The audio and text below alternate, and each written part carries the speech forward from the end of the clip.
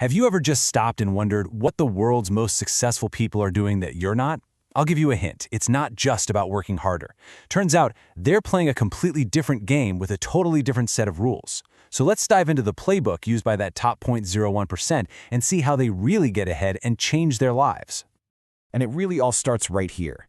This quote from entrepreneur Sabri Subi just nails it. The real difference, the one that matters, it's not just what they do, it's how they think. It's a fundamental shift in their mindset that happens way before they take any action or get any result. So that begs the question, right? What exactly are these rules? What's the secret code they're all using? Well, we've boiled it down from what they've said themselves, and we're going to walk through it step by step. All right, the very first principle. This is the bedrock that everything else is built on. And honestly, it's probably the hardest one to swallow. It's all about taking absolute 100% personal responsibility. Alex Hormozi just puts it so bluntly, doesn't he? But listen, this isn't about beating yourself up or feeling guilty. No, it's about seizing control. Because the second you accept that your situation is your fault, you also realize you have the power to change it. So you really have a choice here. You can live in the blame frame, where you point fingers at your boss, the economy, your childhood, whatever. But as Hormozi points out, wherever you cast blame, you're literally just giving away your power. Or you can choose the power frame. You reclaim it. You decide, you know what, I'm the one driving this thing. And this is the whole idea right here. Saying it's my fault isn't a life sentence. It's a declaration of independence. It's that exact moment you stop waiting for someone to come rescue you, and you start building your own way out. Okay, so you've taken ownership. What's next? Well, now you've got to face the grind. And yeah, it's difficult, it's messy, but it's the absolutely essential first step to building any kind of momentum. Hormozi has this crazy metaphor, eating glass, to describe this initial sacrifice. Think about it. It's about pulling tomorrow's pain into today. It's doing all the hard things right now, the things nobody else is willing to do, so that you can build a future that other people can only dream about. So how do you actually do that without completely burning out? Well, you don't start by betting the farm. You start small. You take tiny swings, these quick, cheap tests where it's okay to fail. And every small win builds your confidence, and just as important, it builds your cash. You stack those wins, you stack that cash, and eventually you earn the right to take those bigger, game-changing swings later on. And let me tell you, during this grind, you are going to face rejection. A lot of it. But you got to frame it like Dan Martell does here. Rejection isn't a stop sign. It's just a milestone. It's proof that you had the guts to even try. Every single no is just getting you that much closer to the yes that's going to change everything.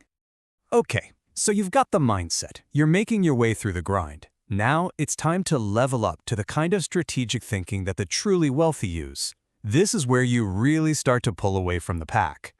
The first rule is you've got to change your time horizon.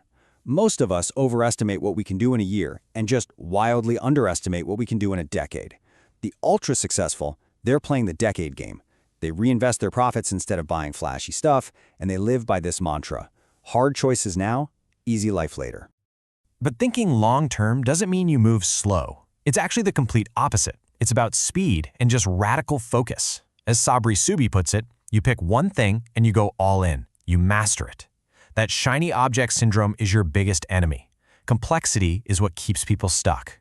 So, you execute violently on a good enough plan today. And here's the deal. This is the core bargain, the trade-off. You are trading a few years, maybe 2, maybe 3, of intense, unbalanced, sacrificial effort for a lifetime of freedom and options.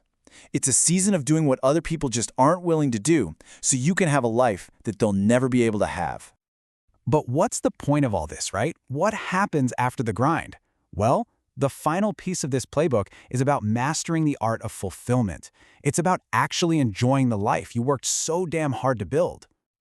Now this is such a powerful, kind of mind-bending idea from Hormozi. Real wealth isn't just about getting everything you want. It's about getting to a place where you don't really want for anything. It's freedom from desire itself, and that is a kind of abundance most people never experience. So how in the world do you get there? Hormozi gives us this super simple but powerful formula for sustainable happiness in anything you do. Business, relationships, whatever. It's high commitment plus low expectations. So let's break that down. High commitment means you burn the boats. There is no plan B. You are all in on this path, period. And low expectations? That means you fall in love with the process, but you let go of any one specific outcome. You commit to the journey, but you're content with wherever it takes you. You combine those two, and reality will almost always end up exceeding your expectations. And that's where you find real satisfaction. Okay, we've covered the mindset, the grind, the strategy, and the end game. So now, the only thing left to do is turn all of this knowing into doing. It's your turn. And just remember this, you don't grow when you're comfortable. You grow in the chaos, in the storm. The challenges you're facing right now, those aren't roadblocks. They're the very things forging you into the person who's capable of getting where you want to go. So I'm going to leave you with this question. Forget about hitting a home run right now. What's the first small swing you can take today? What's that one action, that one decision that your future self is going to look back on and just be so grateful you had the courage to make?